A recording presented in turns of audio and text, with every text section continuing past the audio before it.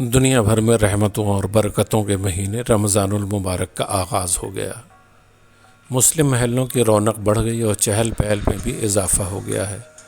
رمضان میں خصوصی دکانیں سجنے لگی ہیں۔ اسی کے ساتھ تراویح کی نماز کا اہتمام بھی شروع ہو گیا ہے۔ مسجدوں میں نمازیوں کی بھیڑ لگنے لگی ہے۔ ہندوستان اور پاکستان کے شہروں میں ایک جیسا ماحول ہے۔ دونوں ہی ملکوں میں 29 شعبان کو رمضان کا چاند دیکھنے کا اہتمام کیا گیا، مگر چاند دکھائی نہیں دیا۔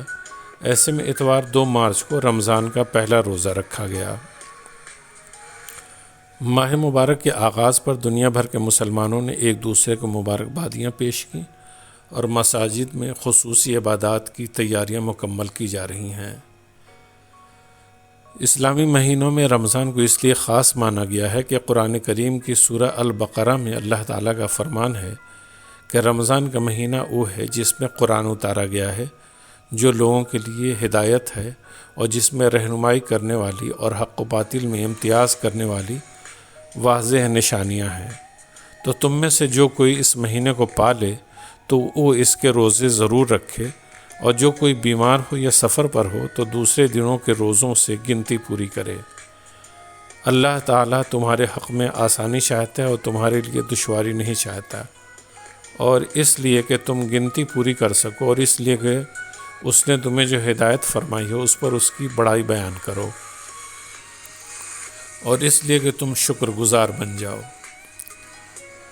اسی کے ساتھ صحیح بخاری کتاب الصوم کی حدیث سے حضرت ابو ہریرہ رضی اللہ تعالیٰ عنہ سے روایت ہے، حضور نبی اکرم صلی اللہ علیہ وسلم نے فرمایا، جب رمضان کا مہینہ آتا ہے تو آسمان کے دروازے کھول دیے جاتے ہیں، جہنم کے دروازے بند کر دیے جاتے ہیں، اور شیاطین کو زنجیروں میں جکڑ دیا جاتا ہے۔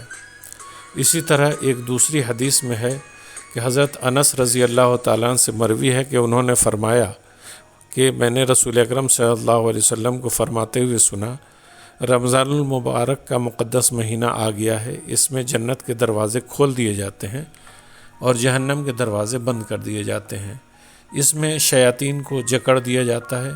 وہ شخص بڑا ہی بد نصیب ہے جس نے رمضان المبارک کا مہینہ پایا لیکن اس کی بخشش نہ ہوئی۔ اگر اس کی اس مغفرت کے مہینے میں بھی بخشش نہ ہوئی تو پھر کب ہوگی؟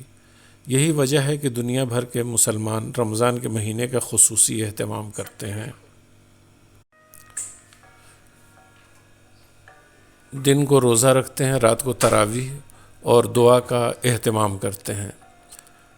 قرآن کریم کی تلاوت کی جاتی ہے۔ دولت مند مسلمان اس مہینے کو مکہ معظمہ اور مدینہ منورہ میں گزارنا پسند کرتے ہیں۔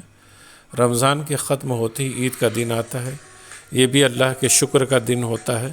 رمضان کا مسلمانوں کے کلچر سے بھی خاص تعلق ہے اور دنیا بھر میں اس مہینے میں خاص رونق دکھائی دینے لگتی ہے۔